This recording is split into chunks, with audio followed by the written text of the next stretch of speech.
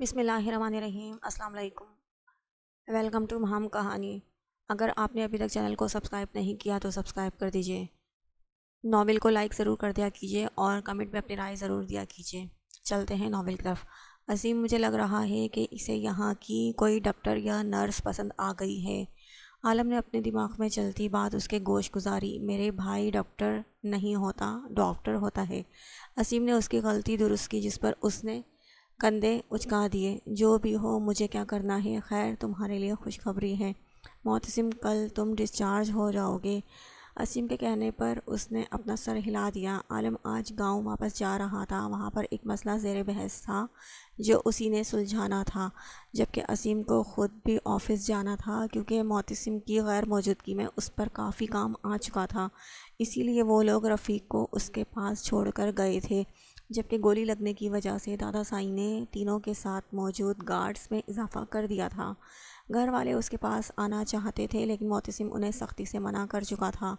وہ نہیں چاہتا تھا کوئی اس کی وجہ سے پریشان ہو۔ گھر کی خواتین اور دادا سائی سے اس کی روز بات ہوتی تھی، جبکہ مرد حضرات اس سے ملنے کے لیے آ چکے تھے۔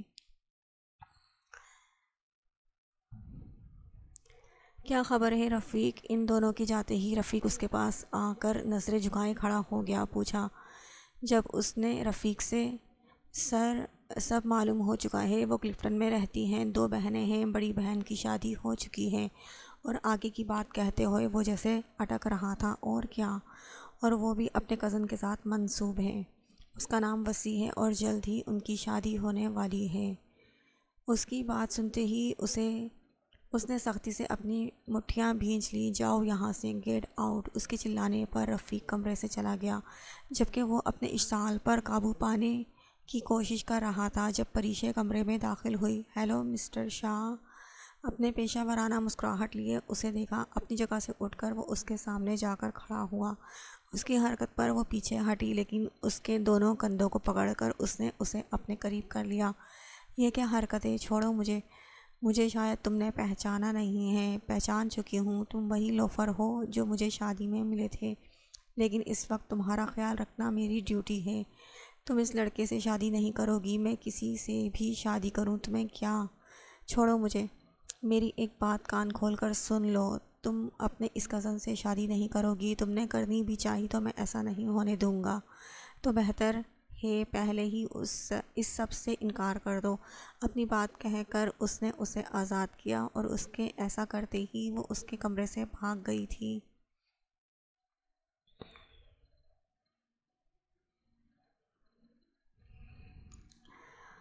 اگلے دن وہ ہاسپٹل ہی نہیں گئی تھی۔ اس کی باتیں یاد کر کے اسے اس شخص سے خوف محسوس ہو رہا تھا۔ چھٹی کر کے اگلے دن وہ ہاسپٹل گئی، جب اسے پتہ چلا کہ معتصم وہاں سے جا چکا تھا، جس پر اس نے شکر کا سانس لیا، لیکن وہ باتیں بار بار اس کے ذہن میں آ رہی تھی۔ گھر آتے ہی اسے جو سرپرائز ملا وہ خالہ کی موجودگی کا تھا، جسے دیکھ کر وہ بہت خوش ہوئی، لیکن ان کے آنے کا مقصد جان کر وہ پریشان ہو چکی تھی۔ انہوں نے اسے وسیع کے نام کی انگوٹھی پہنائی، لیکن اسے اس سب سے کوئی خوشی نہیں ہوئی تھی، کیونکہ اس کا ذہن تو اب تک معتصم کی باتوں میں تھا۔ اس نے اپنے ہاتھ میں موجود اس انگوٹھی کو دیکھا جو آج اسے پہنائی گئی تھی۔ شاید میں کچھ زیادہ ہی سوچ رہی ہوں، ہو سکتا ہے وہ مذاق کر رہا ہو، میں بھلا کیوں اسے سوچ کر خود کو پریشان کر رہی ہوں۔ اپنے آپ کو تسلی دے کر وہ اپنی جگہ سے اٹھی۔ جب اسے پیچھے جہاں کھڑکی تھی وہاں کچھ ہلچل سی محسوس ہوئی۔ اس نے مڑ کر دیکھا، لیکن اس سے پہلے وہ چیختی وہ اپنا مضبوط ہاتھ اس کے لبوں پر رکھ چکا تھا۔ وہ وہی تھا، وہی شخص جسے وہ سوچ سوچ کر پریشان ہو رہی تھی۔ اس نے اس وقت بلیک جینز اور بلیک ٹی شرٹ پہنی ہوئی تھی، جس میں اس کے مضبوط بازو صاف دکھ رہے تھے۔ ایک بازو پر زخم موجود تھا جو اسے گولی لگنے کی وجہ سے ملا تھا۔ ابھی تک اس کا بازو مکمل ٹھیک نہیں ہوا تھا۔ کیا کہا تھا میں نے تم سے کہ تم اس شادی سے انکار کر دو، لیکن نہیں، تم نے ایسا نہیں کیا۔ اس کا ہاتھ اٹھا کر اس نے اس کی انگلی میں موجود اس کی انگوٹھی کو دیکھا اور پھر اسے انگلی سے نکال کر پھینک دیا، جو بیڈ پر جا گری۔ چھوڑو مجھے، یہاں کیوں آئے ہو؟ لگتا ہے تم نے میری بات سنی نہیں ہے۔ میں تمہیں کل تک کا وقت دے رہا ہوں، اس رشتے سے انکار کر دینا۔ ورنہ انجام کی ذمہ دار تم خود ہوگی۔ کیوں انکار کروں گی میں وسیع سے ہی شادی کروں گی۔ ہو کون تم میرے؟ اس نے معتصم کو زور سے دھکا دیا، جس پر اس نے اپنی سرخ انگارہ ہوتی آنکھوں سے گھور کر اسے دیکھا اور جھٹکے میں اس کے قریب جا کر اس کی کمر کے گرد اپنا حصار باندھ دیا۔ آئندہ اس شخص کا نام اپنی زبان پر مت لانا۔ میری ہو تم، صرف میری۔ صرف معتصم شاہ کی اس کی مزاحمت کرتے انداز کو نظر انداز کر کے اس نے اس کے ماتھے پہ اپنے لب رکھے اور جس راستے سے آیا تھا اسی راستے سے واپس چلا گیا۔ اس کے جانے کے بعد پریشا نے زور سے اپنا ماتھا رگڑا، جیسے ماتھے پر سے اس شخص کا دیا گیا لمس مٹا رہی ہو۔ دل میں خیال آیا کہ کسی کو اس سب کے بارے میں بتا دے، لیکن پھر سب کی پریشانی کا سوچ کر وہ خود ہی خاموش ہو گئی۔ ایک بار اس کی وسیع سے شادی ہو جاتی تو وہ خود ہی اس کا پیچھا چھوڑ دیتا، لیکن یہ پریشانی اسے رہنی تھی جب تک اس کی وسیع سے شادی نہیں ہو جاتی۔ اس وقت بھی وہ شاپنگ کرنے کے لیے سائمہ بیگم کے ساتھ تھی جب ایک تیز رفتار ٹرک ٹکر مار کر چلا گیا۔ وہ پریشانی سے لوگوں کی مدد سے انہیں ہاسپٹل لے کر پہنچی تھی۔ انہیں بس چند چوٹیں لگی تھیں اور یہ سب سن کر اس نے اطمینان بھرا سانس لیا اور گھر فون کر کے اینا کو ان کے ایکسیڈنٹ کا بتا دیا تاکہ وہ گھر میں سب کو یہ بات بتا دے۔ اسے فون کر کے وہ ہاسپٹل کے روم میں داخل ہوئی جہاں پر سائمہ بیگم موجود تھیں، لیکن اندر کا منظر دیکھ کر اس کے قدم جم چکے تھے۔ جینز ٹی شرٹ اور بلو جیکٹ میں وہ صوفے پر بیٹھا اپنے دونوں پاؤں ٹیبل پر کینچی کی شیپ میں دیے بیٹھا تھا۔ تم یہاں کیا کر رہے ہو؟ آج یہ قصہ ختم کرنے آیا ہوں۔ اپنی جگہ سے اٹھ کر وہ چلتا ہوا اس کے قریب آ کر کھڑا ہو گیا۔ کیا کہا تھا میں نے تم سے کہ منع کر دو اس رشتے سے، ورنہ انجام کی ذمہ دار صرف تم ہوگی۔ اب دیکھ لو اپنی غلطی کا نتیجہ۔ اس نے بیڈ پر موجود بے ہوش سائمہ بیگم کو دیکھتے ہوئے کہا۔ تو یہ سب تم نے کیا ہے، گھٹیا انسان؟ اس نے غصے سے اس کا گریبان پکڑ لیا تھا۔ ہاں، یہ سب میں نے کیا ہے، اس نے اپنا گریبان اس کے ہاتھوں سے چھڑاتے ہوئے اطمینان سے کہا۔ کیا بگاڑا ہے میں نے تمہارا؟ کیوں میرے پیچھے پڑے ہو؟ چھوڑو میری جان، میں ہاتھ جوڑتی ہوں تمہارے آگے۔ اس نے اپنے دونوں ہاتھ اس کے سامنے جوڑتے ہوئے کہا۔ جان تو تم میری بن چکی ہو، اس حساب سے میں اپنی جان کو بھلا کیسے چھوڑ دوں؟ اس کے چہرے پر جھولتی لٹ کو اپنے ہاتھوں سے پیچھے کیا جب پریشا نے اس کا ہاتھ جھٹک دیا اور ہلچل ہونے پر دروازے کی طرف دیکھا جہاں کمرے میں چند مرد حضرات داخل ہوئے۔ نکاح کے لیے تیار ہو جاؤ میری جان، میں تم سے نکاح نہیں کروں گی۔ سوچ لو، پہلے ہی تمہاری غلطی کی سزا یہ بھگت رہی ہیں۔ میں اس سے آگے بھی بڑھ سکتا ہوں جس کا مجھے کوئی افسوس نہیں ہوگا۔ بہتر ہے کہ میری بات مان لو۔ اس نے آنسو بھری نظروں سے بیڈ پر لیٹی اپنی ماں کو دیکھا اور ہچکیوں سے روتے ہوئے نکاح نامے پر سائن کر دیے۔ اس کی ماں کے سامنے اس کا نکاح ہوا تھا، لیکن انہیں اس بات کا علم ہی نہیں تھا کیونکہ وہ اب تک ہوش میں ہی نہیں آئی تھیں۔ نکاح ہوتے ہی وہاں موجود افراد باہر چلے گئے سوائے معتصم شاہ کے۔ اس نے آگے بڑھ کر اس کا ہاتھ پکڑا اور اسے اپنے مقابل کھڑا کیا۔ پریشا نے اپنا ہاتھ چھڑانا چاہا لیکن وہ معتصم کی سخت گرفت میں تھا۔ نکاح مبارک ہو جان، اس نے اس کے ماتھے پہ اپنے لب رکھ دیے۔ دور رہو مجھ سے، اس نے اپنا آپ اس سے چھڑوانا چاہا لیکن اس کی مزاحمت کو نظر انداز کر کے وہ اس کے ماتھے پہ بوسہ دے گیا۔ اس کی اس حرکت پر وہ پھڑپھڑا کر رہ گئی۔ اپنے ہاتھوں کی پوری طاقت لگا کر اسے خود سے دور کرنا چاہا لیکن وہ ناکام رہی۔ وہ اسے اپنے ساتھ لگائے رہا۔ جا رہا ہوں، واپس آؤں گا اور تمہیں اسی طرح اپنے ساتھ لے کر جاؤں گا جس طرح ہر لڑکی رخصت ہو کر جاتی ہے۔ اگر تمہیں یہی سب کرنا تھا تو اسی طرح سے رشتہ لاتے جو طریقہ ہوتا ہے۔ تمہیں کیا لگتا ہے کہ تمہاری شادی کے دنوں میں تمہارے گھر رشتہ لاتا تو وہ تمہارے کزن کو چھوڑ کر تمہاری شادی مجھ سے کر دیتے؟ تو اب کیا کر دیں گے؟ ہاں بالکل، کیونکہ تم اب مکمل طور پر میری ہو۔ اجازت مانگوں گا ان سب سے، اگر مل گئی تو ٹھیک، نہیں تو تمہیں گھر سے اٹھانے میں دیر نہیں کروں گا کیونکہ اب تم صرف میری ہو۔ اس کے ماتھے پہ دوبارہ اپنا لمس چھوڑ کر وہ وہاں سے چلا گیا تھا اور وہ وہاں پر بیٹھ کر رونے لگی۔ سب گھر والے آ چکے تھے۔ سائمہ بیگم کو ہوش آ چکا تھا لیکن اس کے رونے میں کمی نہیں آئی تھی۔ اس کی شادی کی بات جو دبی ہوئی تھی وہ سائمہ بیگم کے صحت یاب ہوتے ہی پھر سے اٹھ چکی تھی اور یہی تو وہ نہیں چاہتی تھی۔ وہ بھلا وسیع سے شادی کیسے کر سکتی تھی؟ اس نے سائمہ بیگم کو اپنا انکار سنا دیا، جس کے بعد اسے اچھی خاصی ڈانٹ پڑ چکی تھی اور ساتھ یہ تاکید بھی کی گئی کہ اسے آئندہ ایسی بات اپنے ذہن میں بھی نہیں لانی ہے۔ ان کی طرف سے مایوس ہو کر وہ ظفر صاحب کے پاس جانا چاہتی تھی تاکہ اپنے باپ سے کہہ سکے کہ اسے وسیع سے شادی نہیں کرنی ہے یا پھر انہیں حقیقت بتا دے، لیکن وہ ایسا کچھ بھی نہیں بتا سکی تھی۔ اس کی شادی کو لے کر ان کے چہرے پر پھیلی خوشی اسے کچھ کہنے ہی نہیں دے رہی تھی، اس لیے اس نے وسیع سے اس بارے میں بات کرنے کا سوچا، لیکن وہ اس کی سن ہی کب رہا تھا۔ وہ تو اپنی ہی خوشی میں مگن تھا۔ اس نے اپنے قریب موجود ہر شخص کو سچائی بتانی چاہی، لیکن ہر کوئی بس اپنی سنا کر اسے سمجھانے بیٹھ جاتا۔ گھر کا ماحول اسے گھٹن زدہ لگ رہا تھا اور اس سب میں اس کی شادی کی ڈیٹ رکھی جا چکی تھی۔ اسے بس گھر سے دور جانا ہی اس سب کا حل لگا اور اس نے ایسا ہی کیا۔ وہ جانتی تھی کہ اس کا اٹھایا یہ قدم اس کے ماں باپ کے لیے بہت تکلیف دہ ہوگا، لیکن وہ بھی مجبور تھی۔ اسے سب سے زیادہ غصہ تو اس شخص پر تھا جو اسے اس رشتے میں زبردستی باندھ چکا تھا۔ اس وقت بھی وہ کیب میں بیٹھی جا رہی تھی۔ اس وقت اس نے یہی سوچا کہ وہ رمشا کے پاس چلی جائے گی، لیکن راستے میں ہی اس نے ڈرائیور کو رکنے کا کہا اور گاڑی سے اتر کر باہر نکلی۔ کیا ہوا ہے انہیں؟ اس نے عائرہ کے قریب جا کر کہا، جو مبشرہ بیگم کا سر اپنی گود میں رکھے مدد کے لیے چلا رہی تھی۔ مجھے نہیں پتا، ایک دم سے گر کر بے ہوش ہو گئی ہیں۔ اس نے روتے ہوئے دوبارہ ان کا گال تھپ تھپایا۔ پلیز آپ میری ہیلپ کریں، انہیں ڈاکٹر کے پاس لے کر جانا ہے۔ آپ کا گھر کہاں ہے؟ وہ والا میرا گھر ہے۔ عائرہ نے کچھ فاصلے پر موجود گھر کی طرف اشارہ کیا۔ ہم باہر جا رہے تھے اور پھر اچانک یہ بے ہوش ہو گئی۔ میں ڈاکٹر ہوں، آپ انہیں گھر میں لے کر چلیے، میں انہیں چیک کرتی ہوں۔ ڈرائیور کی مدد سے وہ دونوں مبشرہ بیگم کو گھر میں لے آئیں۔ ویسے تو سب ٹھیک ہی لگ رہا تھا۔ بی پی کی مشین سے اس نے ان کا بی پی چیک کیا، وہ ہلکا سا لو تھا، لیکن اتنے ہلکے بی پی میں ان کی حالت ایسی نہیں ہونی چاہیے تھی۔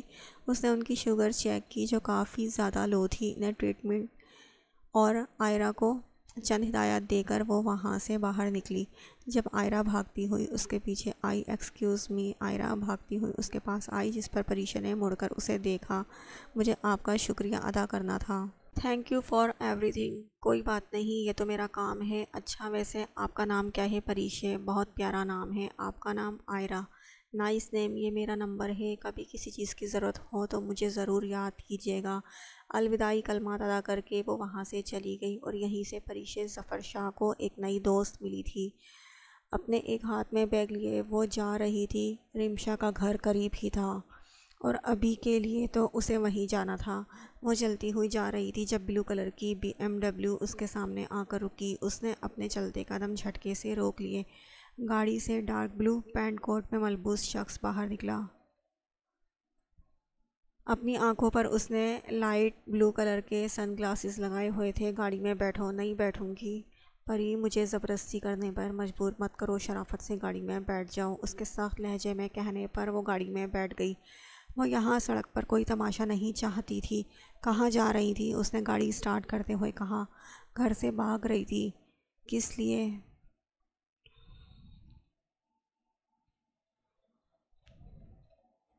کیونکہ میرے گھر میں میری شادی کی ڈیٹ رکھی جا چکی ہے اور میں یہ شادی نہیں کر سکتی کیونکہ میں پہلے ہی کسی کے نکاح میں ہوں اور میں یہ بات کسی سے کہہ بھی نہیں سکتی۔ کوئی میری سن ہی نہیں رہا ہے اور جس کے ساتھ میرا نکاح ہوا ہے وہ اتنے دنوں سے غائب تھا اور مجھے اس کے نام کے علاوہ کچھ بھی نہیں پتہ ہے۔ میں تمہیں تمہارے گھر لے کر چلتا ہوں اور پھر میں سب سے بات کروں گا۔ اور میں غائب نہیں ہوا تھا، بس کچھ زیادہ ہی مصروف ہو گیا تھا۔ میں اس وقت صرف اکیلی رہنا چاہتی ہوں۔ جانتی ہوں کہ جب میرے نکاح کی خبر میرے گھر میں ہوگی تو تماشا لگے گا اور میں اس وقت کوئی تماشا نہیں چاہتی، میں صرف تنہائی چاہتی ہوں۔ اس کے کہنے پر معتصم نے بنا کچھ کہے گاڑی دوسری جانب موڑ دی۔ وہ اجنبی راستوں پر گاڑی لے کر جا رہا تھا۔ وہ کہاں جا رہا تھا اسے نہیں پتہ تھا اور اسے جاننا بھی نہیں تھا۔ اس نے گاڑی ایک چھوٹے لیکن خوبصورت گھر کے آگے روکی۔ چلو اترو، یہ کس کا گھر ہے؟ یہ میرا گھر ہے، مجھے یہاں نہیں رہنا ہے۔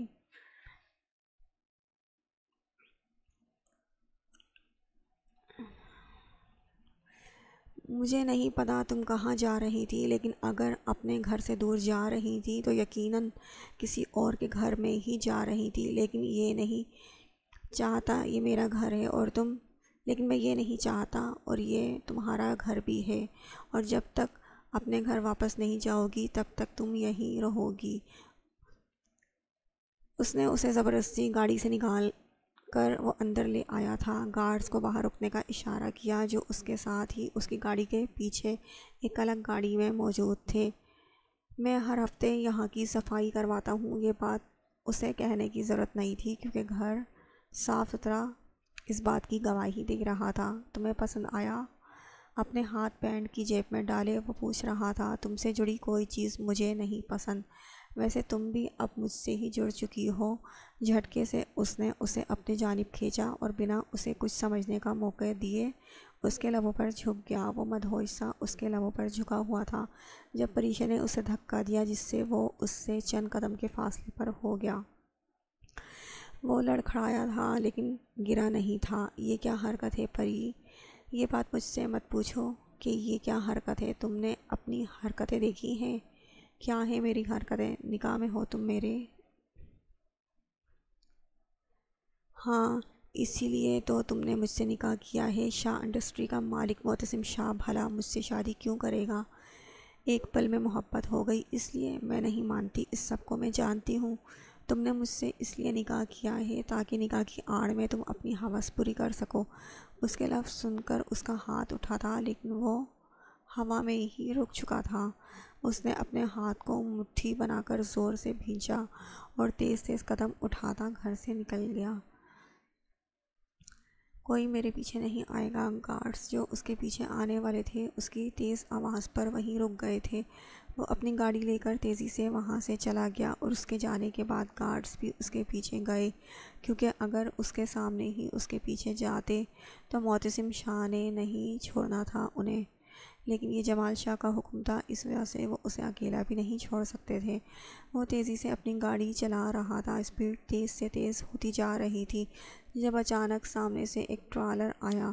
اس نے تیزی سے گاڑی کا رخ موڑا اور گاڑی الٹتی ہوئی دور جا گری۔ گارڈز جو اس کے پیچھے ہی تھے تیزی سے بھاگتے ہوئے اس کے پاس آئے اور اسے گاڑی سے باہر نکالا۔ وہ بہت زیادہ زخمی ہو چکا تھا۔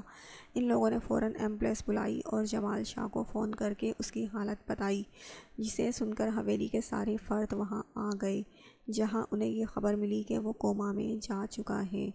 معتصم جو گیا تھا تو کتنے دنوں تک واپس نہیں آیا تھا۔ وہ اس سے نفرت کرتی تھی لیکن اس اکیلے گھر میں اسے ڈر لگ رہا تھا۔ اسے اپنی کئی باتوں کا پچھتاوا ہو رہا تھا لیکن اب تو کہہ دیا تھا۔ اپنے گھر کے قریب ہی موجود ہاسپٹل میں جاب شروع کر دی تھی کہ کبھی نہ کبھی تو گھر کا کوئی فرد اسے ڈھونڈ لے گا، اور ایسے ہی ہوا۔ وسیع اسے دیکھ چکا تھا جہاں اب پتہ نہیں کتنے سوال کے جواب اسے دینے تھے۔ وہ سب کو کیا بتاتی کہ وہ کسی کے نکاح میں ہے، اور جس کے نکاح میں ہے وہ 4 ماہ سے اس سے ملا ہی نہیں ہے۔ پتہ نہیں وہ کہاں تھا، کہیں وہ اسے بھول نہ گیا ہو۔ اسے یہ پرواہ ہرگز نہ تھی کہ معتصم نے اسے یاد رکھا تھا یا نہیں۔ وہ بس یہ چاہتی تھی کہ وہ اس نام نہاد رشتے سے آزاد ہو جائے، لیکن یہ سب سوچتے ہوئے وہ یہ نہیں جانتی تھی وہ شخص جو اس کے عشق میں ڈوب چکا ہے وہ اس وقت کومے میں تھا، جسے ہوش پری کے اپنے گھر جانے سے 5 دن پہلے آیا تھا، اور اس حالت میں بہتری دیکھتے ہی وہ اپنی امانت لینے چلا آیا تھا۔ تو تم نے میری بیٹی کی زندگی برباد کی ہے۔ ظفر صاحب غصے سے اپنی جگہ سے اٹھے۔ ظفر صاحب ایسے مت بات کیجیے، تھوڑی تو میری عزت کیجیے، داماد ہوں آپ کا۔ بند کرو اپنی یہ بکواس، نہیں مانتا میں اس سب کو۔ ابھی کے ابھی میری بیٹی کو طلاق دو۔ یہ بات تو کبھی سوچیے گا بھی مت کہ میں آپ کی بیٹی کو چھوڑوں گا۔ فیصلہ پری کا ہوگا، تم کون ہوتے ہو یہ بات کہنے والے؟ وسیع بھی غصے سے اس کے قریب آ کر کہنے لگا، جس پر معتصم نے بھویں اچکا کر اسے دیکھا۔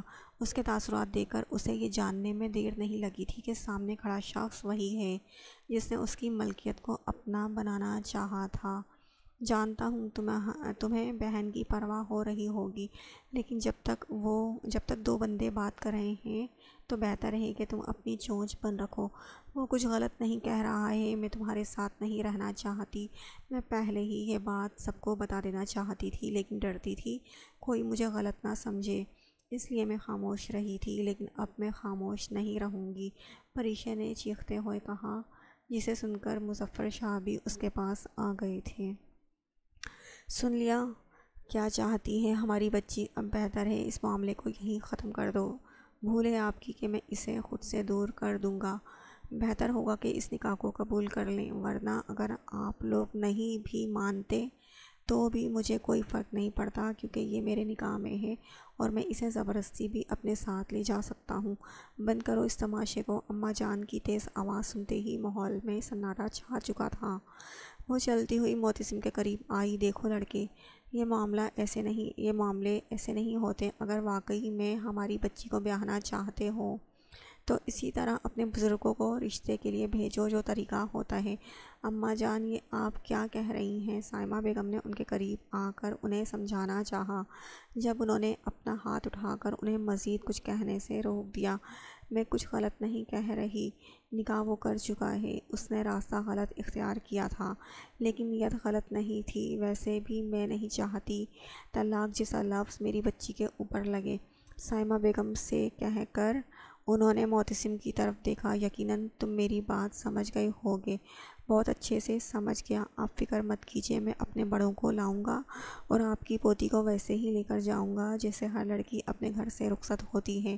اماں جان، آپ ایسا کیسے کر سکتی ہیں؟ اماں جان کا مان جانا یعنی اس رشتے کو قبول کرنا تھا، لیکن وہ ایسا نہیں چاہتا تھا، اسی لیے اس نے پھر سے کچھ کہنا چاہا، جس پر معتصم نے گھور کر اسے دیکھا، لیکن وصی کو اس کے گھورنے سے کوئی فرق نہیں پڑا۔ آپ ایسا نہیں کر سکتی ہیں، اس کی وجہ سے پری نے کتنا کچھ سہا ہے، آپ بھلا کیسے اسے ہاں کہہ سکتی ہیں؟ اور اگر یہ اتنا ہی سچا ہے تو پوچھئے اس سے اتنے وقت سے یہ کہاں تھا؟ میں کوما میں تھا، چند دن پہلے ہی وہاں سے آیا ہوں۔ تم بھی وہاں جانا بہت مزہ آتا ہے۔ وہ اسے اپنے کوما میں جانے کی بات ایسے بتا رہا تھا جیسے وہ بات ورلڈ ٹور گھومنے گیا ہو، جبکہ اس کی یہ بات کہتے ہی پریشا نے اپنا جھکا سر اٹھا کر اسے دیکھا۔ وہ تو سمجھتی تھی کہ وہ اسے بھول گیا ہوگا، اس کی باتیں سن کر اس سے نفرت کر رہا ہوگا، لیکن ایسا نہیں تھا، بلکہ وہ تو اپنی زندگی اور موت کی جنگ لڑ رہا تھا۔ تمہیں کچھ کہنے کی ضرورت نہیں ہے وصی، میں ابھی زندہ ہوں اور اپنی بچی کے لیے میں بہتر فیصلہ کر سکتی ہوں، انہوں نے وصی کو دیکھتے ہوئے سختی سے کہا، اور معتصم کے سر پر ہاتھ پھیرا۔ اس کا قد لمبا تھا، اسی لیے ان کے ایسا کرتے ہی اس نے اپنا سر تھوڑا جھکا لیا اور ایک آخری نظر اس دشمن جاں پر ڈال کر وہاں سے چلا گیا۔ چھوٹے سائیں، آپ نے بلایا تھا؟ اس نے ادب سے نظریں جھکا کر کہا، جس پر اس نے اپنا سر ہلا دیا۔ ہاں، میں نے تمہیں ایک کام دیا تھا۔ جی ہو گیا چھوٹے سائیں، یہ رہا ان کا ایڈریس، وہ اس وقت کراچی میں موجود ہیں۔ دانش نے ایک پرچہ عالم شاہ کی طرف بڑھاتے ہوئے کہا، جس پر ایڈریس لکھا ہوا تھا۔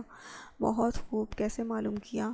آپ نے کہا تھا شاہ سائیں عفان شاہ کا خاص آدمی ہر روز ان کے گھر کا چکر لگاتا ہے تاکہ ان کی ہر خبر شاہ سائیں تک پہنچا سکے، تو پھر میں نے اس کا پیچھا کیا اور پتہ معلوم کر لیا۔ دانش نے دانت نکال کر اپنا کیا ہوا کارنامہ بتایا۔ تو پھر دیر کس بات کی، چلتے ہیں اپنی امانت لینے۔ کرسی پر رکھی شال اٹھا کر اس نے اپنے کندھوں پر ڈالی اور کمرے سے باہر نکل گیا۔ دھم دھم کرتی سیڑھیاں اتر رہی تھی جب اچانک سامنے وہ آ کر کھڑا ہو گیا۔ اف عصیم لالا، آپ نے تو مجھے ڈرا ہی دیا تھا، اس نے اپنا نازک ہاتھ دل پر رکھ کر سامنے کھڑے عصیم سے کہا، جو فرصت سے اسے دیکھ رہا تھا۔ کندھوں پر مردانہ شال ڈلی ہوئی تھی، جبکہ اپنے ڈارک براؤن کلر کا کرتا شلوار پہنا ہوا تھا اور گھنی مونچھوں کو ہمیشہ کی طرح تاؤ دیا ہوا تھا۔ پیپر کیسا ہوا تمہارا؟ پیپر زبردست ہوا تھا، ایسا لگ رہا تھا میں نے پہلی بار کوئی پیپر اچھا دیا ہے۔ اور آپ کو ایک خاص بات بتاؤں، سارے سوال وہی آئے تھے جو آپ نے مجھے یاد کروائے تھے۔ بہت خوب، اب جلدی سے آ جاؤ، کل کے پیپر کی تیاری کرتے ہیں۔ اس کی بات سن کر اس کا خوشی سے ٹمٹماتا چہرہ بجھ چکا تھا۔ نہیں، اس کی کیا ضرورت ہے، مجھے کل کے پیپر یاد ہے۔ یہ تو اور بھی اچھی بات ہے، تمہاری تیاری میں اور آسانی ہو جائے گی۔ چلو جلدی سے آؤ۔ اس سے اچھا ہوتا کہ میں کہہ دیتی کہ اچھا نہیں ہوا۔ یہ بات اس نے دل میں کہی تھی جب عصیم جو وہاں سے جا رہا تھا اس نے رک کر قصوہ کو دیکھا۔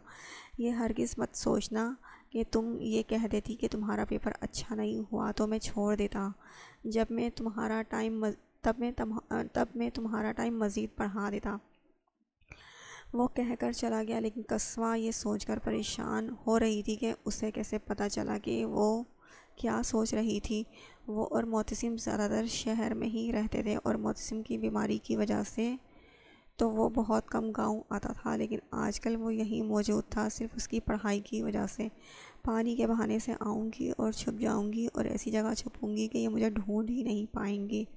قصوہ جلدی آؤ، مجھے اور بھی کام ہے۔ عصیم کی سخت پکار پر وہ منہ بناتی ہوئی اپنے کمرے میں بیگ لینے چلی گئی۔ اس وقت اسے ایک منٹ 1 گھنٹے کے برابر لگ رہا تھا۔ رک جاؤ، آ رہی ہوں میں۔ 2 منٹ میں ہی باہر موجود شخص نہ جانے کتنی بار دستک دے چکا تھا، جسے سن کر مبشرہ بیگم نے تنگ آ کر کہا اور اپنا دوپٹہ اوڑھتی ہوئی دروازے کی جانب بڑھ گئیں، جہاں دروازہ کھولتے ہی انہیں ایک اجنبی چہرہ نظر آیا جس نے گرے کلر کی قمیض شلوار پر شال ڈالی ہوئی تھی۔ چہرے پر گھنی داڑھی مونچھیں تھیں۔ آپ کون؟ مبشرہ بیگم کے کہنے پر اس کے چہرے پر مسکراہٹ نمودار ہوئی، جس کی وجہ سے بائیں گال پر موجود گہرا ڈمپل دکھائی دیا۔ مجھے پہچانا نہیں چاچی سائیں، کہتے ہوئے وہ خود ہی گھر کے اندر داخل ہو گیا، جبکہ ہاتھ کے اشارے سے گارڈز کو باہر رکنے کا اشارہ کیا۔ تم ہو کون اور ایسے کیسے اندر آ رہے ہو؟ لگتا ہے تعارف کروانا پڑے گا۔ میں ہوں عالم شاہ عفان شاہ کا بھتیجا اور بہروز شاہ کا بیٹا۔ اس کے کہنے پر مبشرہ بیگم کا جیسے سانس رک چکا تھا۔ تم یہاں کیا کر رہے ہو؟ انہوں نے اپنے لہجے کی لڑکھڑاہٹ پر قابو پاتے ہوئے کہا۔ میں یہاں اپنی امانت لینے آیا ہوں، اپنی منگ کو لینے آیا ہوں۔ کوئی امانت نہیں ہے تمہاری، کوئی منگ نہیں ہے تمہاری یہاں، انہوں نے غصے سے چلاتے ہوئے کہا۔ ان کا لہجہ کپکپا رہا تھا، ایسا لگ رہا تھا جیسے وہ ڈر رہی ہوں، اور ہاں وہ ڈر رہی تھی اسی دن کا انہیں ڈر تھا۔ وہ جانتی تھی کہ کبھی نہ کبھی یہ دن ضرور آئے گا۔ کیا ہو رہا ہے یہاں؟ نرم آواز پر جہاں عالم نے مڑ کر دیکھا وہیں مبشرہ بیگم کے جیسے اوسان خطا ہو چکے تھے۔ اسے عالم شاہ کے سامنے نہیں آنا چاہیے تھا، کیونکہ وہ جانتی تھی اگر عالم کی نظر اس پر پڑی تو وہ اسے لیے بنا نہیں جائے گا، وہ اپنی منگ کو اپنے ساتھ لے کر جائے گا۔ اور عالم شاہ نے اسے نہ صرف دیکھ چکا تھا بلکہ کافی حیرت میں بھی تھا۔ تم یہاں کیا کر رہے ہو؟ اس کی نظر جیسے ہی عالم شاہ پر پڑی اس نے غصے سے کہا، جو حیرت سے اسے دیکھ رہا تھا۔ یہ آپ کی بیٹی ہے؟ اسے جواب دینے کے بجائے اس نے مبشرہ بیگم سے پوچھا۔ ہاں میں ہی ان کی بیٹی ہوں، اور تم میرے گھر میں کیا کر رہے ہو؟ ان کے کچھ کہنے سے پہلے ہی عائرہ نے سختی سے اس کے قریب آ کر کہا۔ ٹیڑھی ہے لیکن مجھے بھی سیدھا کرنا آتا ہے، اس نے خود سے بڑبڑاتے ہوئے کہا۔ کیا کہہ رہے ہو؟ تیز آواز میں بات کرو، لڑکی تمیز سے بات کرو۔ اور آپ؟ اسے گھور کر اس نے مبشرہ بیگم کو دیکھا۔